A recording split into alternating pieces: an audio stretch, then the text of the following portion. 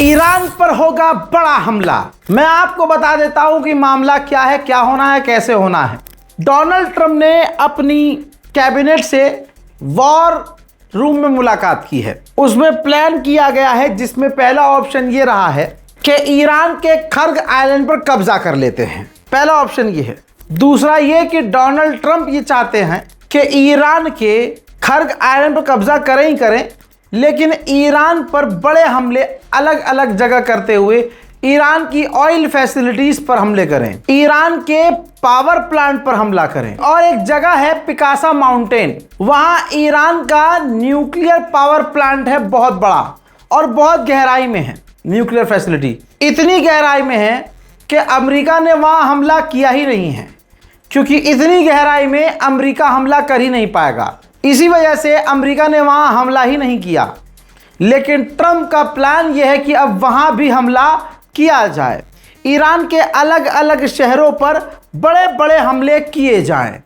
ये तमाम प्लान पूरी तरह से डोनाल्ड ट्रंप और उसकी कैबिनेट का है। लिहाजा इस चीज से क्लियर हो गया है कि ईरान पर बड़े हमले शुरू होने वाले हैं। उधर अभी अभी कंफर्म रिपोर्ट हो चुकी है, खबर पहले थी मेरे पास लेकिन अब कंफर्म है। ईरान के अहवाज के इलाके में एक हॉस्पिटल है, अमेरिका ने उस हॉस्पिटल के करीब बमबारी की है। उधर ईरान पर रात भर हमले जारी रखे गए हैं। चाबहार के करीब ईरान पे जो हमले हुए हैं, खतरनाक आग लग गई, घंटों तक ये आग लगी रही थी। देखिए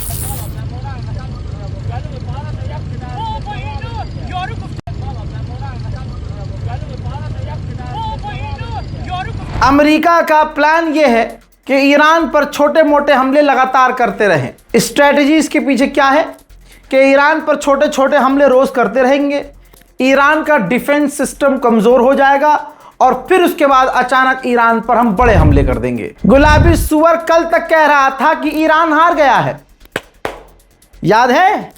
गुलाबी सुअर ने हमेशा कहा कि ईरान हार गया है, हमने ईरान को हरा दिया है।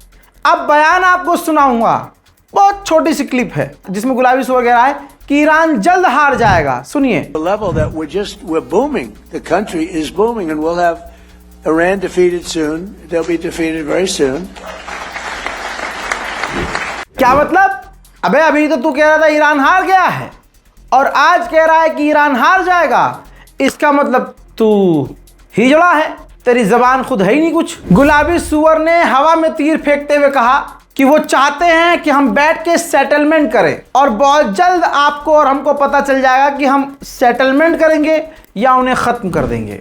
इसी तरह से जहर उगलते हुए उसने कहा, मैं IRGC को मिटा सकता हूं जैसे मैंने ISIS दाइश को मिटाया है। बताइए, दाइश को बनाने वाला दावे कर रहा है कि उसने ISIS को मिटाया है। अरे तू तो मालिक है दाइश का भाई। गुलाबी सुअर जब फंसता है तो AI का सहारा लेता है। ईरान में खामनाई की शहादत में, उनके जनाजे में पूरी दुनिया उमड़ी। जब वीडियो आई तो सुअर की झांट ने बोल दिया कि भैया ये तो AI वाली तस्वीर है। अब मिनाब पर इसने इंटरव्यू देते हुए कहा है, ये आप पॉडकास्ट देख रहे हैं जिसके अंदर गुलाबी सुअर से पूछा गया मिनाब के बारे में, तो कहता है कि मिनाब के पीछे कौन था शायद कभी पता नहीं चल पाएगा, क्योंकि जो तस्वीर मिनाब की आई थी वो AI वाली तस्वीर आई थी। मतलब मिनाब में 170 से 80 स्टूडेंट्स मारी गई हैं। यह हराम का गुलाबी सुअर कहता है, इसका नाड़ा खींचूं, कहता है कि वो AI वाली तस्वीर है। इस वजह से सच पता नहीं चल पाएगा। तो आप देख लीजिए दुनिया का सबसे बड़ा क्रिमिनल कौन है, और जब क्रिमिनल माइंड को आप राष्ट्रपति और प्रधानमंत्री बना दोगे तो भाई वो 2002 दोबारा करवाएगा, मतलब सॉरी तो बात हो गई, तो भाई वो मिनाब में कत्ल करवाएगा ही करवाएगा। आगे बढ़ते हैं हजरात मोहतरम। उधर ये गुलाबी सुअर का पालतू है जेडी वेंस, भाई ये इसके बयान अलग हैं। इसने कहा कि अगर ईरान की सरकार अपनी सरकार बदलना चाहे तो बदल दे, और उसकी सरकार बदलने के लिए हम अपनी फौज नहीं उतारने वाले। अबे हराम के जनों, अभी तो तुम ही खेल रहे थे, तुम फौज उतारोगे, ईरान में घुसपैठ करोगे, खर आइलैंड कब्जा करोगे। सबको पता है तुम्हारी औकात ईरान के करीब जाने की है नहीं, दूर दूर से खेलते हो तुम, सामने जा नहीं सकते। गुलाबी सुअर कह रहा है कि मिलिट्री उतारेंगे हम, और तुझे पता है कि नहीं उतार सकते तो दूसरी बातें कर रहा है। इसलिए अमेरिका की बातों पर कोई भरोसा नहीं करता। ईरान के पार्लियामेंट स्पीकर ने कहा कि हमें और मजबूत होना होगा, हम अपने अस्तित्व की जंग लड़ रहे हैं। उन्होंने कहा कि हमने कभी वेलकम नहीं किया है जंग का, ना हमने कभी शुरुआत की है, लेकिन अगर अपने अस्तित्व की लड़ाई लड़ने की बात आती है तो हम जंग के लिए तैयार हैं। डिप्लोमेसी का भी रास्ता अपनी चीज़ों को बचाने के लिए, अपने इंटरेस्ट को बचाने के लिए खुला रखना चाहिए, लेकिन ज़बरदस्ती जंग अगर हम पर थोपी जाएगी तो हम लड़ने और मरने को तैयार हैं। ईरान ने जेडी वेंस को मैसेज भेजा था, बहुत पर्सनली कहा था कि जेडी वेंस साहब सुनिए, डोनाल्ड ट्रंप के जो दामाद हैं वो और अमेरिका का मिडिल ईस्ट का जो एनवॉय है, दोनों ही अमेरिका और ईरान के बीच की खुफिया बातों, एग्रीमेंट और डील की बात हासिल करके सट्टा खेल रहे हैं, मार्केट में पैसा लगा रहे हैं और बिलियंस ऑफ डॉलर में पैसा कमा रहे हैं। हजरात, ईरान के विदेश मंत्रालय के प्रवक्ता ने कहा है कि हमारी कोई भी उम्मीद नहीं है बातचीत की, ना हमारा फोकस है बातचीत पर, बातचीत खत्म हो चुकी है, हमारा फोकस है अपने डिफेंस पर। सुनिए, فعلا متمرکزیم رو دفاع. فعلا متمرکزیم رو دفاع.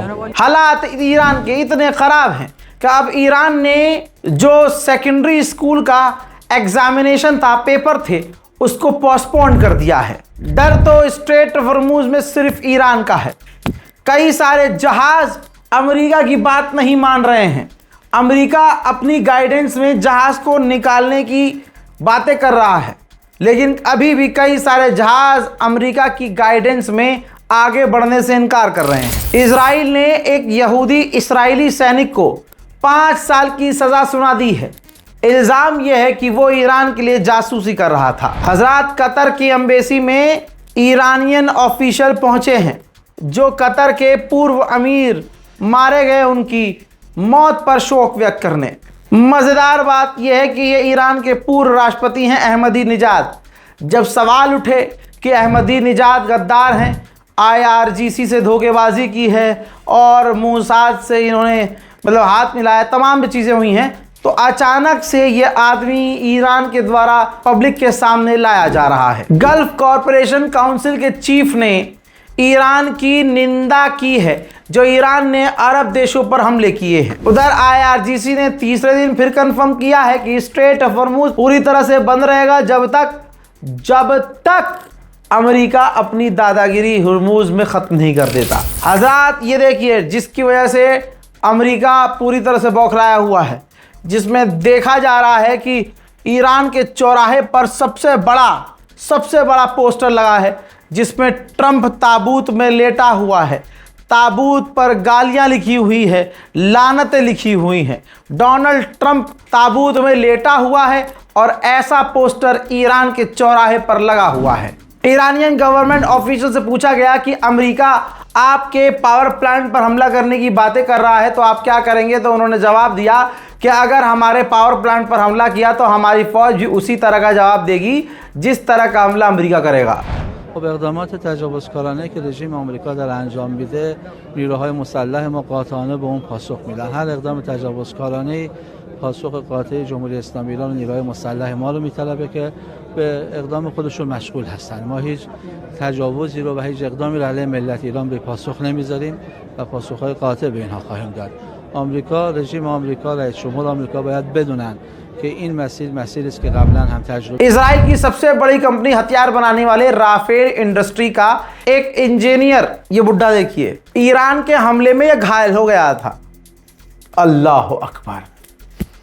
ईरान के हमले में घायल हो गया था, मर गया है, जहन्नम पहुंच गया है। शेयर कीजिए। ईरान ने कंफर्म किया है शहीद बागरी अस्पताल जो कैंसर हॉस्पिटल है उसे खाली कराया जा रहा है क्योंकि उसके बिल्कुल बाजू में अमेरिका ने बमबारी की है। हजरात मोहतरम, ये देर रात का आपके सामने अपडेट है। अब दिन में अपडेट ना आया तो कोई ये ना कहे रजा भाई आपने अपडेट नहीं दिया, आपका नोटिफिकेशन। भैया, जिस टाइम जो चीज़ें हो रही हैं उसी टाइम आपको अपलोड करके बता रहा हूँ। आपके लिए दिन और रात है, मेरे लिए इस वक्त सिर्फ और सिर्फ ये जंग है और जंग में जो कुछ हो रहा है आपको सबसे पहले बताने की जिद है। इस रिपोर्ट को शेयर कीजिए, अपनी दुआओं में याद रखिए। जय हिंद।